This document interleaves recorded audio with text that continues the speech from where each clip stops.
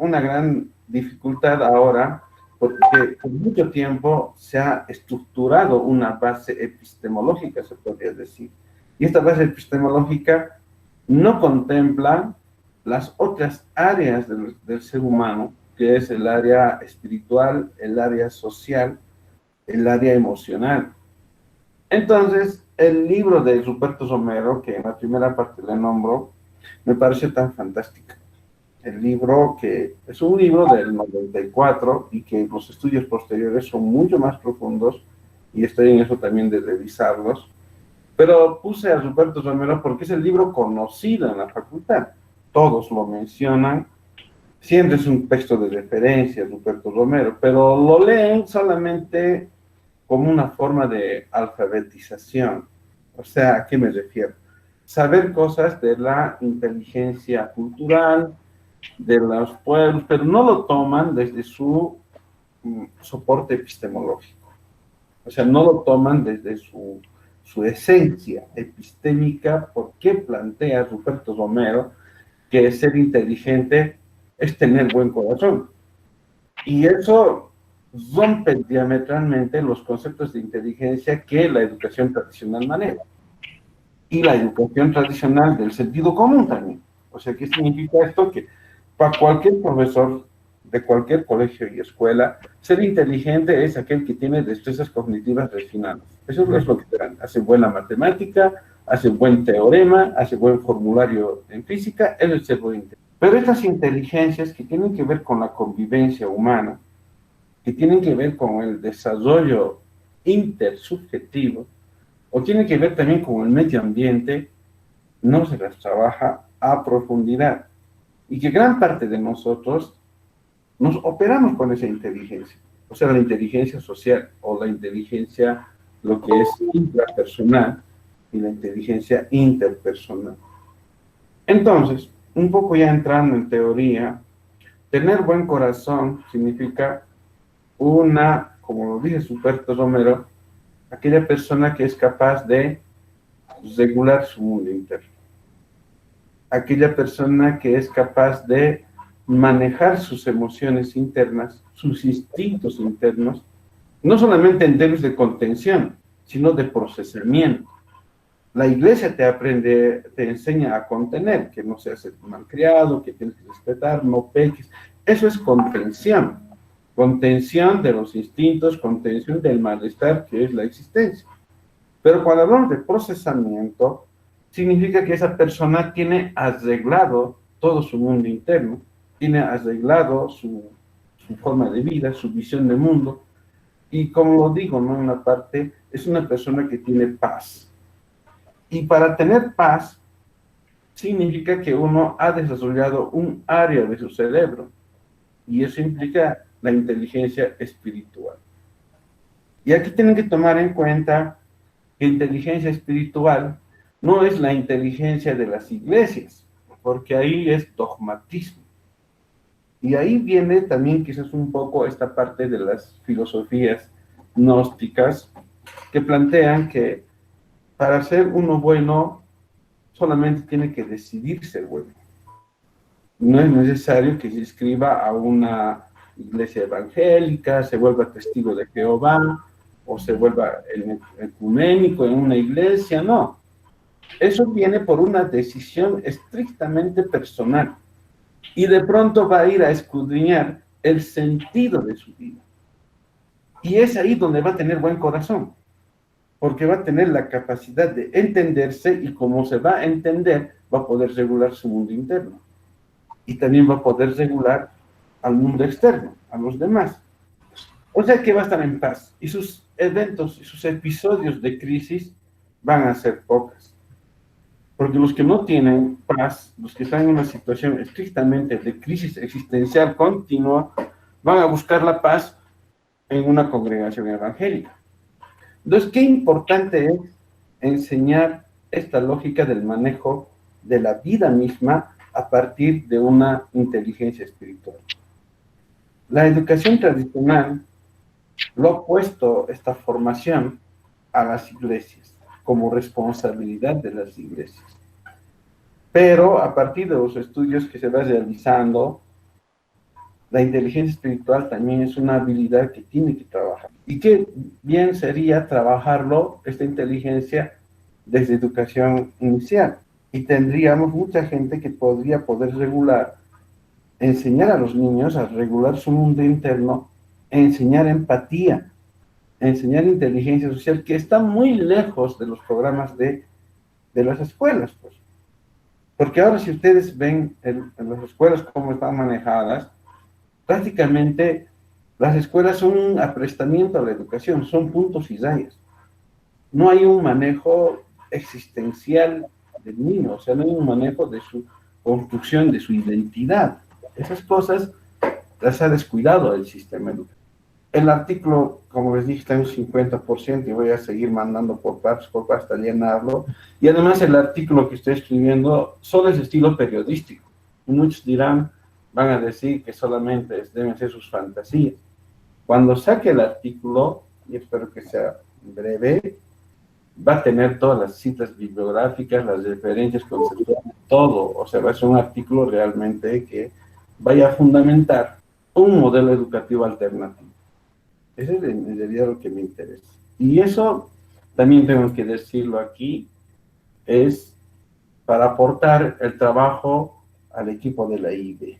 El destinatario de este trabajo es el equipo de la IB, donde está Eliana, está Rocío, están colegas, que tienen otra matriz, les puedo decir, otra matriz epistémica de la educación.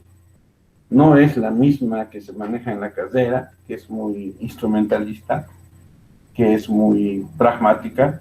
Más bien, esta epistemología que manejan en la IB viene de ahí precisamente, del corazón.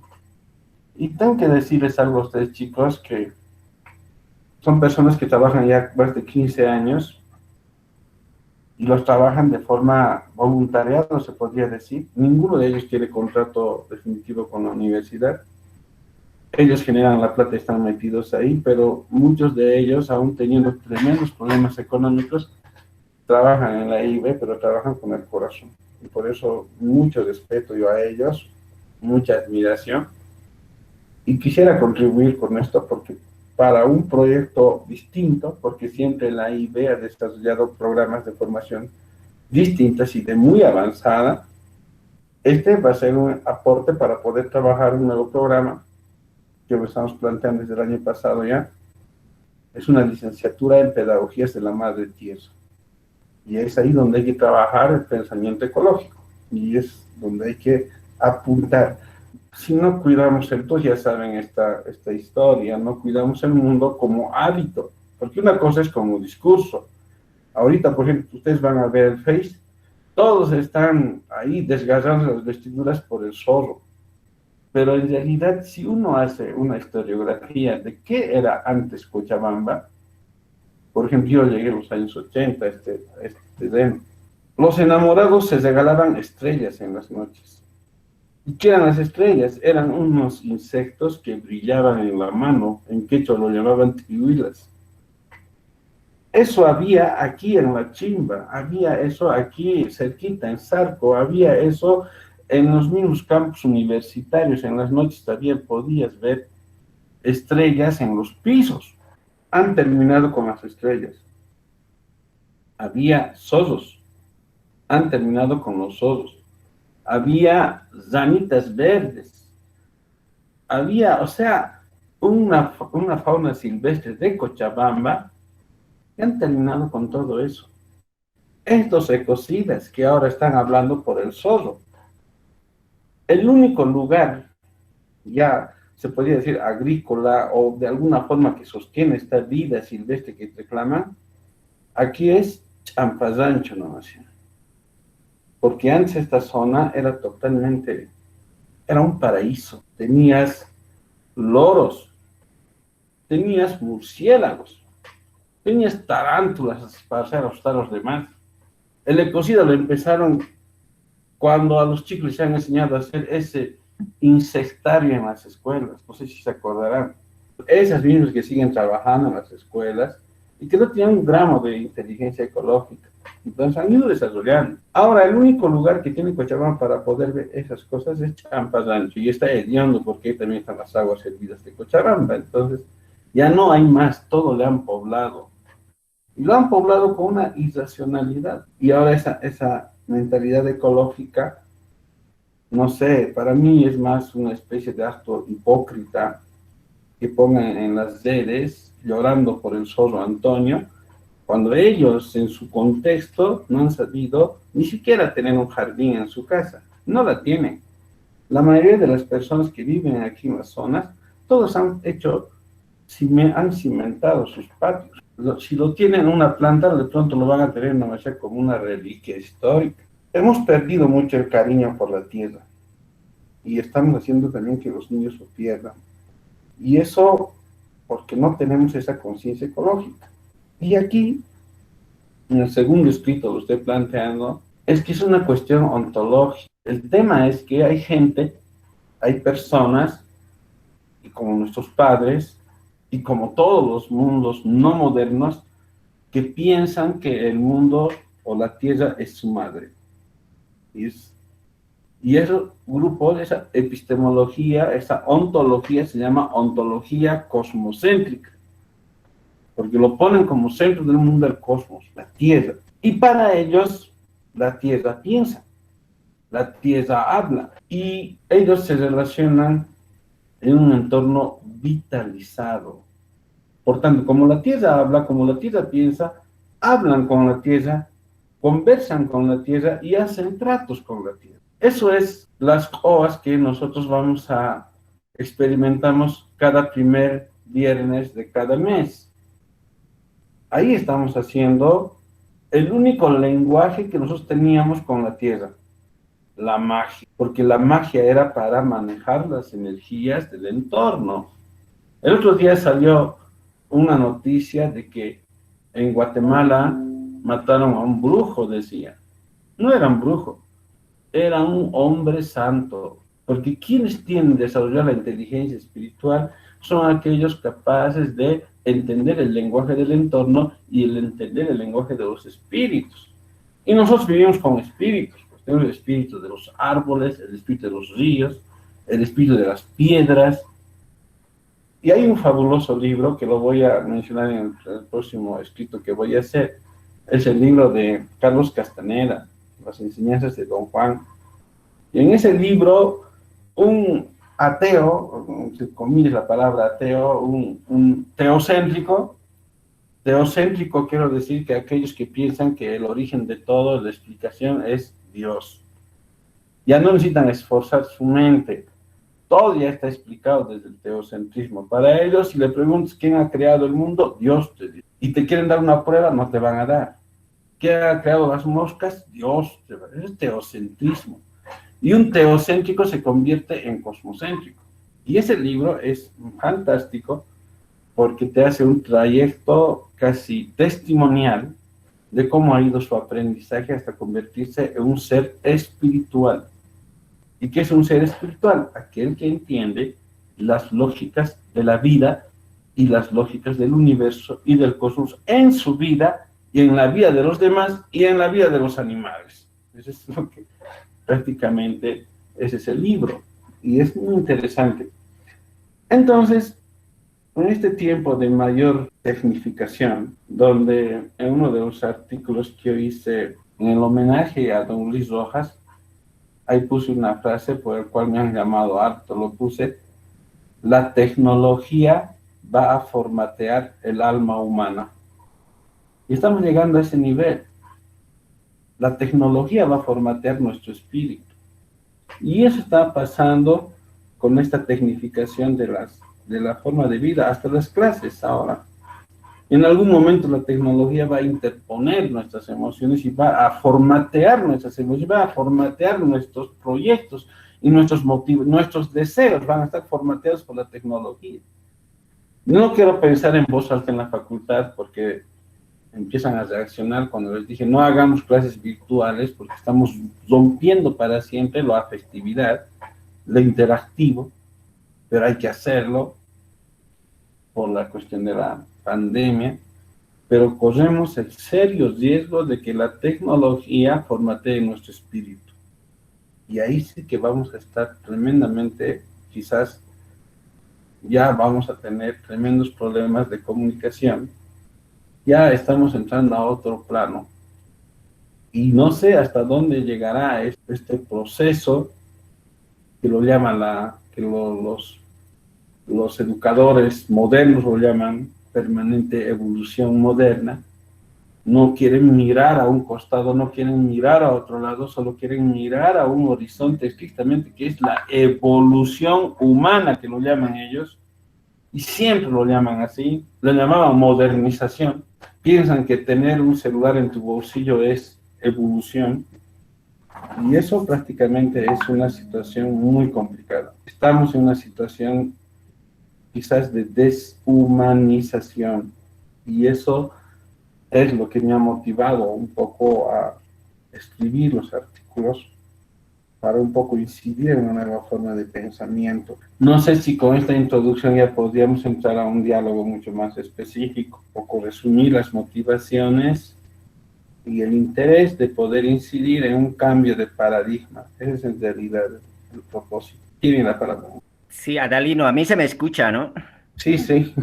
Primero agradecerte por el esfuerzo de mapear un poco cómo se ha ido en la manera de aprender el conocimiento y la construcción y la gestión de conocimientos. Para mí es importante en la actualidad hacer mención a dos elementos muy importantes, ¿no? Uno es que el gobierno mundial a través de la OMS ha generado y ha dictado una forma de relacionarse global, ¿no? Esto del distanciamiento social ha roto con la comunidad y con el aula, que son ahora los lugares de contagio, ¿no? O sea, el aula, la comunidad, son los lugares que son los lugares de contagio. Entonces, hay que volver a repensar qué estamos haciendo, qué vamos a hacer con la educación y cómo vamos a tratar de plantearnos nuevas formas de interactuar, ¿no? En este caso, por ejemplo, me estoy planteando que han trabajado Leve y Wenger, la comunidad de aprendizaje, los significados que se vienen generando a partir de lo que estamos viviendo.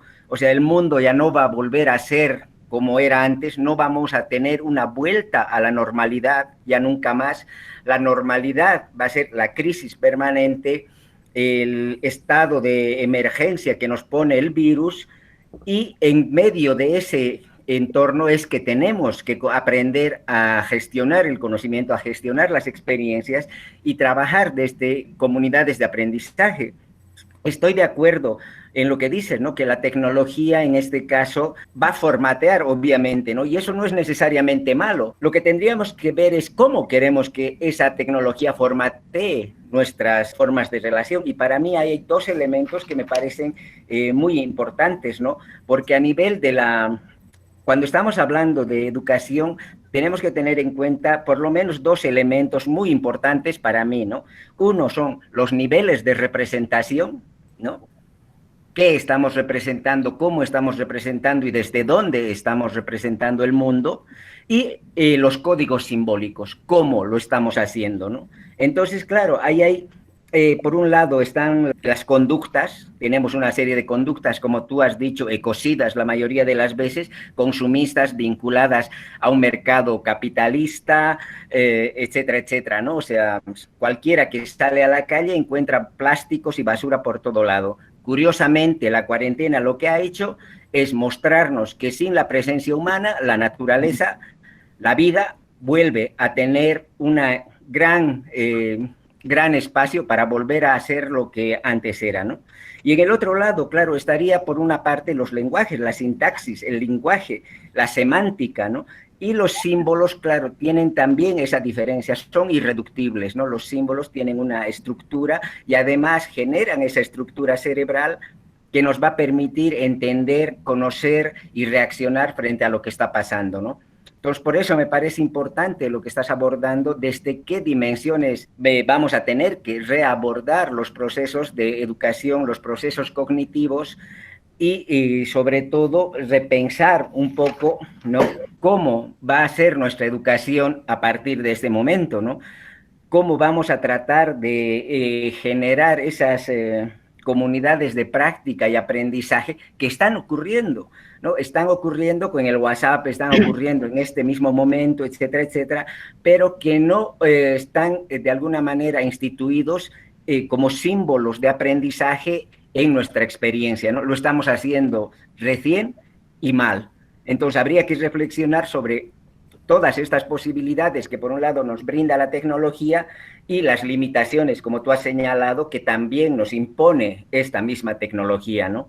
Entonces esa es un poco mi preocupación, digamos, en torno a lo que tú estás escribiendo y obviamente a mis curiosidades y a las propuestas que estoy buscando en cuanto a llevar adelante mi tesis, ¿no? Mi investigación, que de un planteamiento que tenía de trabajar en Tiquipaya, de repente estoy viendo que ya no va a ser posible, ya no voy a poder aproximarme a las comunidades, hacer el trabajo que hacía, etcétera, etcétera. Y entonces habrá que repensar incluso esas maneras de hacer tesis. Lo que antes me parecía un poco descabellado y un poco difícil de abordar, como era una mirada de la autoetnografía, ahora me parece lo más importante, ¿no? Aproximarnos a nuestras experiencias desde las herramientas autoetnográficas, ¿no? Entonces, yo creo que hay que explorar una serie de elementos que nos van a permitir trabajar en ese sentido. Gracias, Juan. No sé si Eliana quiere decir algo. Hola, gracias Adalino. Es bien agradecerte de verdad por esta introducción y por este desarrollo que has hecho. A ti también, Juan. Me gustaría que también los otros estudiantes se animaran a participar, quedan cordialmente invitados para esto. Pero hay una interrogante que yo tengo. Hace un momento tú decías que dentro de la escuela no se ha trabajado la espiritualidad. Y seguramente muchos católicos y también cristianos dirán que sí, que en las escuelas cristianas y en las escuelas católicas se trabaja la espiritualidad. Y no solo la espiritualidad, sino también dentro de la escuela formal y dentro de las escuelas de convenio, por supuesto, también supuestamente se está trabajando la espiritualidad. ¿Tú qué dirías al respecto, Adalino? Gracias. Primero, un poco decir lo que Juan, agradecerte, Juan, lo que estás reflexionando y lo que vas diciendo es la necesidad de plantear un componente humano en la nueva educación. Sabemos de que no va a ser lo mismo, pero no tiene que ser más de lo que existe. Ese es el otro punto. Lo que me preocupa harto en la carrera es que no están preocupados por cambiar el paradigma de la educación, ni el paradigma de la producción, ni la gestión social, nada. No sé si verán en los artículos, siempre pongo en alguna cosa como pinchando a los educadores y a los científicos de educación, por favor, digan algo, pero nada, el director ya tiene que encontrar esa manera de decirle, pero Raúl, estamos en un reformateo de la humanidad, estamos reformateándonos, tienes que decir algo, le dije al Raúl esta mañana, al director. Y los demás están más preocupados en si les van a pagar o no les van a pagar a tiempo. La misma vaina de los pizarrones sucios están reproduciendo en la actual discusión. Están ocupando de cosas más triviales y de problemas esenciales. Ese es uno que no me parece. Y más los educadores debían ser los primeros en saltar y en interpelar si es que yo estoy haciendo una cuestión incoherente. Porque yo soy psicólogo, no soy educador, soy psicólogo. Entonces, ese es un punto. Lo otro es que han confundido la formación espiritual con dogmatismo. En las iglesias es dogmatismo. Entonces, cuando uno va investigando a profundidad, se va enterando de más cosas.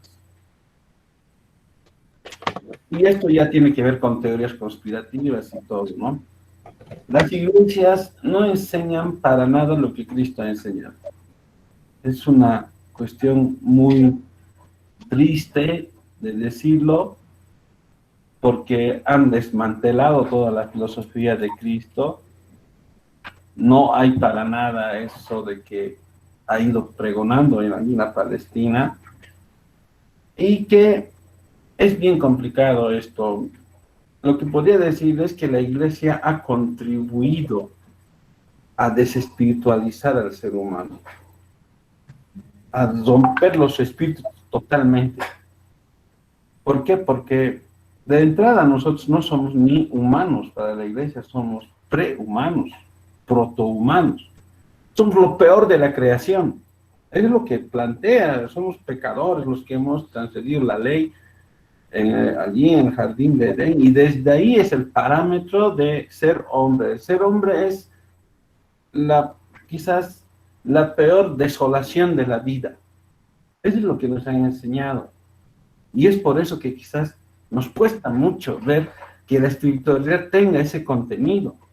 Cuando la espiritualidad es grandeza, crecimiento, es prácticamente apertura, trascendencia. Nuestro cerebro siempre ha estado habilitado para construir el lóbulo espiritual o el área espiritual.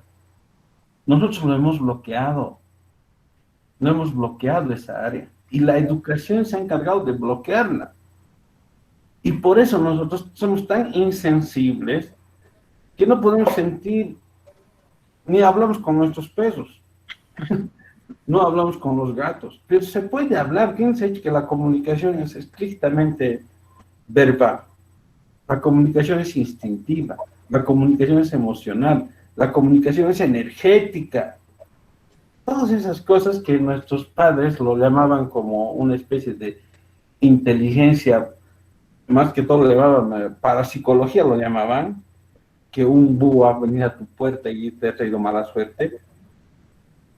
Esas cosas entran en otro plano, y entran en el plano de la comprensión de lo que es el mundo en realidad. Y esa inteligencia ha sido de alguna forma superpuesta por las inteligencias racionales y las inteligencias lógicas. En el mundo ha habido una especie de decir, un formateo así intencional para que nadie viva su espíritu profundamente. ¿Qué hacen a los chicos en sociología en primer semestre? Mi amigo Pancho Bayá les enseña lógica formal y simbólica. ¿Qué les dice? Les enseña lógica aristotélica, para que el mundo lo vean desde Aristóteles, desde la razón pura. Ustedes saben que los griegos son los primeros en que han desmantelado el mundo material y el mundo lógico, y el mundo espiritual lo han convertido en un mundo preexistencial del hombre. O sea, los griegos son los primeros, y eso enseñan en primer semestre de sociología. Y después les enseñan lógica dialéctica, para que piensen que todo el mundo está hecho por tesis, antítesis y síntesis, cuando las lógicas espirituales trascienden esas lógicas, y son las lógicas son las lógicas del planeta, se podría decir. Entonces, la inteligencia espiritual en el fondo es la sintonía con el cosmos, es la sintonía con la realidad, con lo que es la realidad. Porque la realidad no es lo que nos han planteado desde la religión ni desde la ciencia. Es otra la realidad. Entonces, es terriblemente alarmante de cómo desde la iglesia, desde la religión, desde la ciencia, nos han ideologizado y nos han desmantelado nuestra condición humana. Y es eso lo que voy a intentar entrar en tapete de discusión en estos artículos que estoy escribiendo. ¿Qué entendemos? El ser humano tiene realmente inteligencia lógica, tiene inteligencia instintiva, inteligencia biológica, todo, y también tiene pues inteligencia espiritual. Sino, ¿qué pasaría? Y esas personas siempre nacen persona espiritual en una familia. Siempre hay una persona que tiene la comprensión mínima de la vida misma. Y son los que regulan, guían la vida de los demás. No sé si en sus familias de ustedes debe haber un tío, un abuelo, un padre, una abuela, al que siempre le van a pedir consejo. Y siempre dicen los demás, anda, dile a tu tío Carlos, él sabe, pregúntale a él si te vas a casar o no te vas a casar. Siempre hay un guía. Y en cualquier comunidad siempre ha nacido una persona así. Y esa persona que han matado en Guatemala era un guía espiritual. porque en el mundo siempre han nacido esas personas, siempre han tenido gente que ha practicado la vida desde otro plano. Y es una inteligencia que está en el cerebro que la modernidad de a poco la ha ido bloqueando, la ha bloqueado. Y la iglesia también se ha encargado de bloquear esa parte de nuestra inteligencia. Disculpen que les diga así como formulismo, pero otro día sí, con mucho gusto voy a dar argumentos por qué la iglesia ha ido bloqueando la inteligencia espiritual.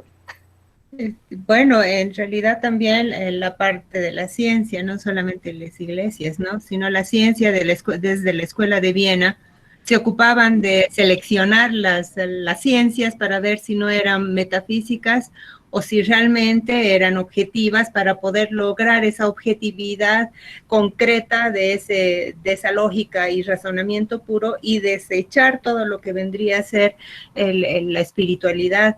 Y obviamente también esta perspectiva filosófica desde Sócrates, porque antes los presocráticos también trabajaban otro tipo de inteligencias, nos permite mirar desde otros lugares lo que vendría a ser el aprendizaje, las inteligencias, la convivencia inclusive, y todo esto que vendría a ser los elementos para mí tal vez esenciales del inicio de la espiritualidad o de un relacionamiento con lo desconocido, con lo espiritual.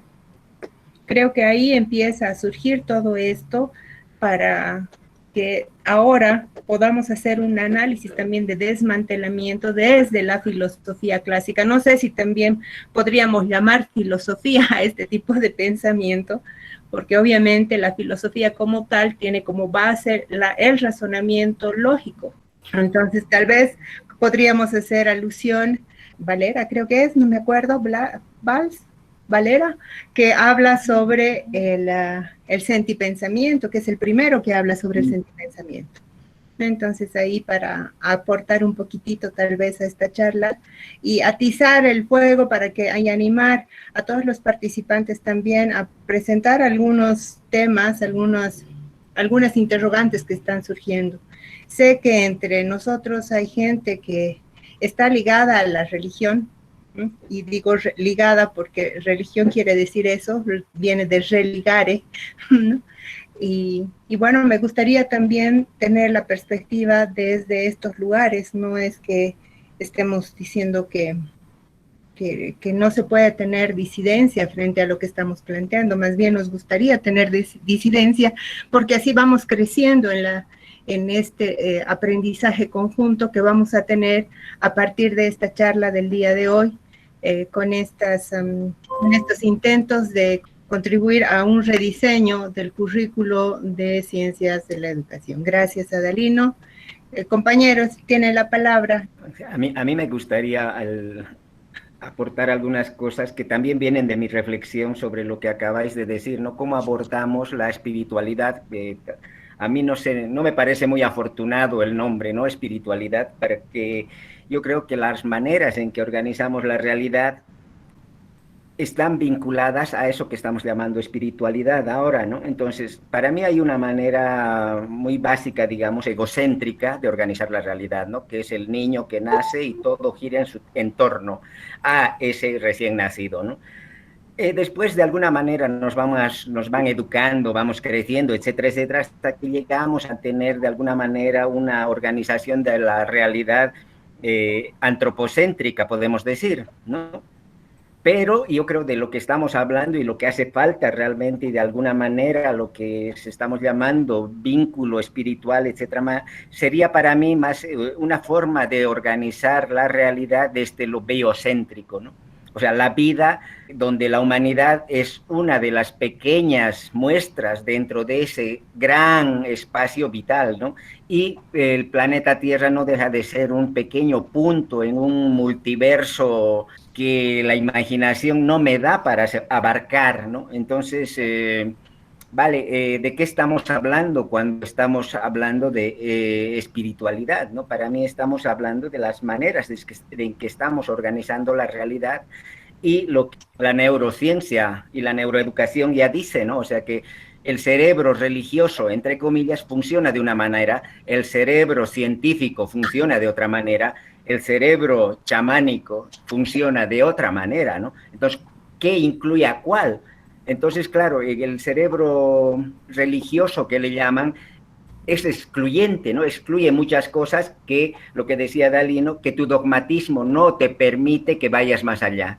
Con la ciencia ocurre otro poco, ¿no? Entonces, ¿qué es ciencia? ¿Hasta dónde va la ciencia? Y después está ese otro pensamiento, esa mirada biocéntrica que te permite organizar la realidad de otra manera y que de alguna manera, en mi experiencia, está vinculada al pensamiento chamánico, ¿no? Entonces, es un poco eso lo que me parece que también merece la pena reflexionar sobre ello. El tema es cuando han puesto que la inteligencia solamente es una estructura estrictamente mental. No. Cuando alguien dice pensar con el corazón, ya rompe todo el esquema, ¿no? O sea, es necesario pensar con el corazón. Es lo más saludable que podría complicarse. Entonces, han visto al área de los sentimientos, al área de las emociones, como algo accesorio. Y a lo del espíritu también lo han visto como algo accesorio. Si uno va a un colegio, los profesores solo privilegian las materias lógicas y las materias que le van a permitir la formación superior. Para ellos las materias básicas son matemáticas, lenguaje, física y química. Y están pensando en un proyecto estrictamente pragmático. Y las materias del espíritu, música, arte, literatura, poesía, no son ni siquiera, tienen poca carga horaria, no son sobrevaloradas.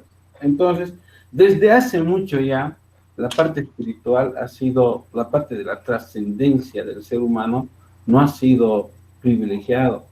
Siempre se ha privilegiado la parte pragmática. Y por eso estamos como estamos, pues tenemos sociedades asimétricas que no piensan con el corazón, no son empáticos. No tenemos empatía ni por nosotros mismos, porque no nos han enseñado a querer al otro, nos han enseñado a querernos a nosotros mismos. Por eso en el último artículo lo puse, la Revolución Francesa, los derechos individuales, que después le damos un culto ahora. Sí, pero eso también es parte, digamos, de ese yo excluido que nos plantea Kant y toda su filosofía, ¿no? Junto con Hegel, Heidegger y todos los demás. Entonces, frente a un yo excluido desde las culturas originarias, plantear un yo incluido, o un tercero incluido, el otro incluido, entonces causa también toda una revolución, porque hasta ese momento todo había sido en función a un único individuo, además, ¿no? Que permitían mirar desde esa individualidad y no desde ese ser persona que en el Runaya, y por ejemplo, como nos planteaba Luis Rojas, a propósito de un homenaje también para él que recién ha fallecido, nos planteaba Luis, ese Runaya y ese crecer o ese florecer como ser persona para poder integrar en una comunidad. Mientras seas chulla no eres runa, no eres persona. Y ahí va surgiendo toda una serie de, digamos, de principios desde las culturas originarias que no necesariamente han sido retomadas por la ciencia, excepto por algunos lineamientos de la educación intercultural que también han sido desechadas y utilizadas en este último tiempo. A la educación intercultural, que bien que lo tocas, faltaba un segundo proyecto. El primer proyecto, el que hemos pasado desde el 94, ha sido solamente un proyecto de reconocimiento y de inclusión. Han reconocido las otras culturas, han reconocido otros saberes, pero no las han puesto en la base epistémica del conocimiento, lo cual debería ser la segunda etapa. Y es ahí donde estamos ahorita, en ese punto clave. ¿Cómo vamos a replantear el segundo momento del trabajo intercultural? Y lo cual tiene que ser plantear en alguna forma lo que yo estoy planteando, ¿no? O sea, trabajar desde nuestra propia episteme el proyecto de persona, el proyecto de hombre, el proyecto de individuo, que ya no sea la modernidad la que esté planteando con toda su historia y su hegemonía y su estructuración, donde se ha estructurado en el sentido común. Ese es el punto. No hemos podido cambiar todavía el sentido común. El sentido común ahorita es el individualismo extremo. Por eso mis colegas docentes están preocupados de su sueldo. No están preocupados si van a dar unas buenas, están de su sueldo. Yo veo en los grupos WhatsApp, ¿cuándo nos van a pagar, rector maldito? Están en su sentido común, piensan que ellos no tienen que ser transgredidos en sus derechos. Cuando hay gente que no tiene sueldo hacía 3 meses y no les importa, no tienen empatía. Ese es el sentido común que no hemos cambiado. Y el sentido común de comunidad es pues subversivo, aunque no lo crean, es más revolucionario que el hacer un bloqueo en la puerta de la Jordania. Es más revolucionario pensar de otra forma. Eso es lo más revolucionario que pueden hacer. Tal vez ahí yapar un poco este proyecto de Epísteme que ha sido también generado a partir de un proceso, ahora lo llamamos colonizador. Antes, en los finales del 70 y principios del 80, se llamaba alienación. Ese proceso de colonización que no nos hace mirar desde este territorio. Vamos a hacer una lectura de esta realidad o ni siquiera la vamos a mirar. No vamos a mirar a los hermanos del sur que están sin agua hace tiempo porque no nos va a empatizar. Es más, queremos erradicar y queremos que todos se mueran. Por eso también en las jornadas de noviembre, cuando teníamos toda esa semi-revolución aquí, muchos decían que se mueran, que estos indios se mueran y así poder hacer toda una patria con gente menos salvaje, ¿no? Y estoy haciendo alusión a muchos de los comentarios que, como tú hacías referencia, también se han dado entre muchos de los docentes, no solo de la carrera, sino también, podría yo decir, de la facultad, aunque puedo ser muy, bueno, siempre he sido irreverente, entonces, acotando a lo que tú decías. El sentido común está enraizado y se ha trabajado desde la Revolución Francesa, ya 5 siglos de trabajo de ese sentido común. Y con ese sentido común han empezado a depredar el mundo. Nos han enseñado a ser depredadores. Por eso, de algunos nuestro sueldo llega a 24.000. Del Chinche, no sé si le conocen, gana 22.000 el Chinche. Quiere más. Yo no entiendo, ¿para qué quiere más? Ya tiene mujer, tiene hijos, tiene seguro, todo, ya quiere más. Ese es el pensamiento depredador que nos han metido, depredar la energía del otro, depredar las energías de los demás, de los animales. O sea, tanto lío hacen del zorro enjaulado. Yo quisiera que vean y hagan una historia de vida de una vaca, cómo vive para llegar a tu sándwich. Entonces, el dolor mayor que le ha infligido a la vaca es mayor. Por eso yo admiro mucho a los vegetarianos, porque han hecho un corte así radical, porque son sensibles. Porque al final en cada plato, en tu plato de changa, te estás comiendo dolor, te estás comiendo... Es una pena cómo los crían a los pobres pollos. Les ponen hormonas para que crezcan rápido y vengan a tu imba y a tu plato después. Y están... ¿Qué diferencia hay entre la vaca, el pollo y el zorro? Es lo mismo. Pero hipócritamente todos se sacan los vestidos el zorro, cuando están comiendo en su propio plato a alguien que sufrió, un ser vivo que sufrió el mismo dolor y peor quizás. Entonces, ese formato, ese sentido común no hemos cambiado. Hay que cambiar ese sentido común. Y eso nos va a humanizar y va a humanizar el planeta. O sea, lo va a reformatear el planeta. ¿Con quién? Con los nuevos niños. Tenemos una mentalidad depredadora. Estamos en eso. Sabemos que esta sociedad es asimétrica y se basa precisamente en que las energías de muchos tienen que favorecer a unos pocos. Y solo lo van a ver esta concepción cuando veamos el mundo ya no desde la estructura antropocéntrica, sino energética. Porque cada uno es una unidad de energía. Y tu energía puede aprovecharle a otro. En el sentido patriarcal, los hombres aprovechaban la energía de las mujeres. Porque la mujer cocinaba, la mujer lavaba, la mujer trabajaba en la casa y trabajaba también y tenía que mantenerlo. Y el padre patriarcal tenía que sacarse sus zapatos y leer periódico en el sofá. Eso era una forma abusiva de vivir. Cosas que las antiguas casas las antiguas casas, cómo han diseñado los patriarcales en esta ciudad de Cochabamba, diseñaban la casa para la mujer y diseñaban la casa para el hombre. Y para el hombre, ¿qué le ponían? Su sofá, su living y su televisor. Y para la mujer, ¿qué le ponían? Su lavandería, su cocina, su refrigerador, todo. O sea, dense cuenta cómo vivimos en un mundo estrictamente de asimetría energética. Pues una intervención breve más, pero me gustaría participar en otro momento. Sí, Adelino, este es nuestro primer encuentro. Yo tengo pensado más o menos en este tiempo, a partir de ahora, hacer 20 encuentros.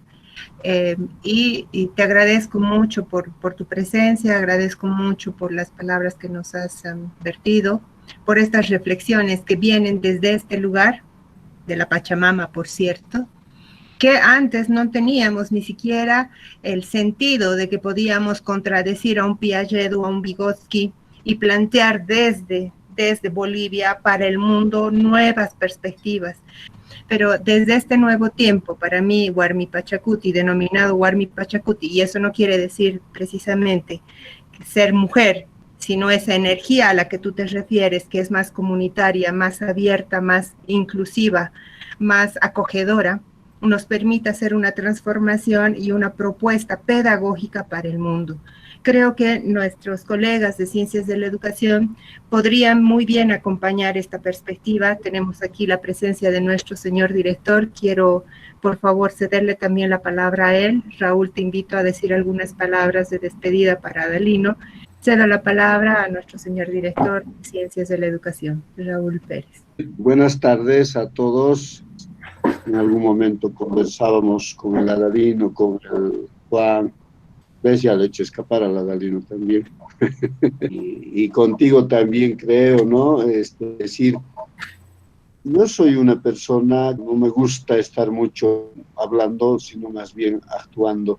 Podemos hablar bonito, pero nuestro hablar a veces puede ser una misma trampa porque podemos prometer y no poder cumplir. Entonces, ese es mi temor, ¿no? Por eso yo no gusto hablar mucho. Y cuando hablo, realmente suelto, no sé cómo, pero suelto, porque siento, más que teorizo, siento. Y creo que esa es otra de las brechas que estaba señalando en lo último que escuché a Adelino.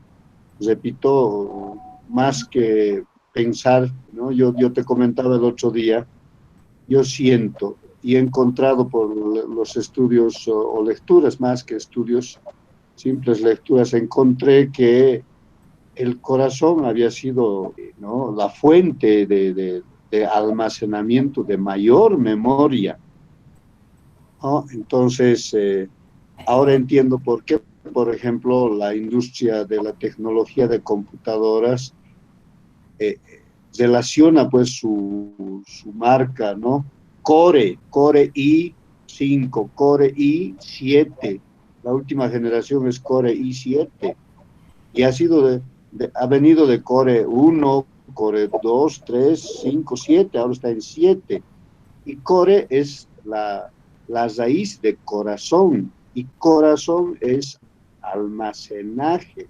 Y al ladito de la máquina, está Ubuntu. Ubuntu, que también es otra palabra que expresa, ahora sí, no precisamente corazón, sino compartido, ¿no? Una cosa colectiva, producida colectivamente. Entonces, fíjense cómo la industria, el capital, aprovecha estos elementos de nuestra expresión, que más que palabra es un accionar, es un sentir.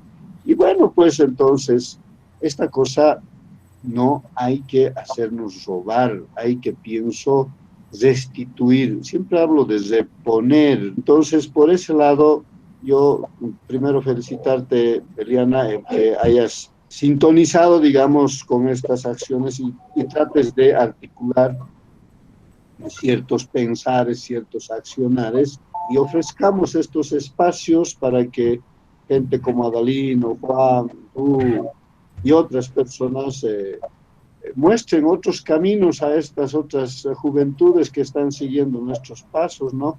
Cómo no aportar una cosa que a nosotros nos ha dado casi como por herencia la vida, ¿cómo no compartir esto? Y entonces es como dice Adalino, hay que compartir en un son hasta de guerra, obviamente una guerra pacífica, ¿no? Una guerra de accionares, de pensares frente a este capital, frente a este egoísmo, y además hipócrita, ¿no? Porque hablan de la gente pobre, hablan del hambre, pero como Adalino decía, teniendo tanto, ¿no? Entonces es fregado. Yo también gano así. Sin embargo, no sé cómo, pero alcanza. Tengo un montón de deudas, pero alcanza. Y entonces, ¿qué hace de esa gente cuando no tiene esas necesidades? Sigue en otros negocios, etcétera. Contra eso hay que pelear. Entonces, felicitar también a Adalino, aunque he leído, seguramente has puesto algunos matices a tu texto, por ahí también voy. Entonces, mil felicidades y adelante. Gracias. Podríamos estar cerrando el encuentro del día de hoy. Nuevamente agradecer a cada uno de los participantes, a los estudiantes de teorías de aprendizaje, a los estudiantes de filosofía de la educación, también a los colegas, a los amigos, y cada uno de esos participantes, compartir también su sabiduría en otros espacios que vayamos definiendo. Y bueno, gracias de verdad, y desde Bolivia para el mundo, desde este territorio, estamos iniciando con estos pequeños aportes que pueden ser granitos de arena para la construcción de una nueva humanidad y de una nueva presencia entre nosotros, ¿no? Hayaya, Adalino, hayaya cada uno de ustedes. Bueno, yo quiero agradecer a Eliana, especialmente a Raúl, a Rocío también, como no, a Elio, Juan, son amigos del camino y amigos de la lucha, que vamos a estar. Marco, también un saludo para ti, hermano, y que y a todos los chicos, como los extraño, ¿no? O sea, como siempre les veía cada día en la U, ahora estamos aislados, pero hay que meterlo, hay que hacer sigue, porque lo otro es una deshumanización total y es un suicidio, y ustedes son los que tienen que construir un nuevo mundo. Nosotros quizás estamos en eso ya de salida, como se dice, ¿no? Pero hacer es lo que nos importa. Tenemos una linda facultad de humanidades, su nombre lo dice todo, es Facultad de Humanidades, y nunca hay que olvidar eso, que nuestro objeto de trabajo es el hombre, el ser humano. Bueno, pues les agradezco, chicas y chicos, realmente, y que no sea la última vez esto, y que estoy muy abierto a cualquier otra interacción que quieran hacer conmigo. Buenas noches. Gracias, Adalino. Invitarte a las próximas charlas y que estés compartiendo con nosotros. Gracias. Hasta pronto.